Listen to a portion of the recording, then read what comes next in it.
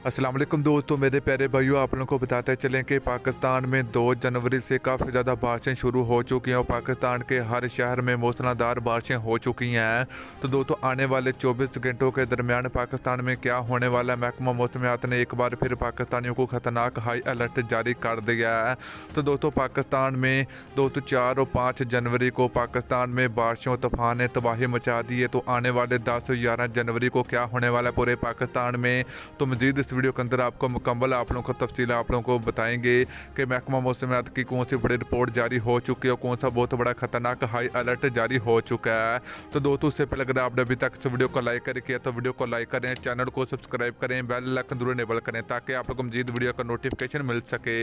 तो चलिए मेरे प्यारे भाइयों, आप लोगों को बताते चले कि पाकिस्तान में आने वाले 24 घंटों के दरमियान मूसलाधार बारिश होने का इम्कान है। तो साथ में दोस्तों तूफान और बहुत ज़्यादा बारिशें हो सकती हैं पाकिस्तान के तमाम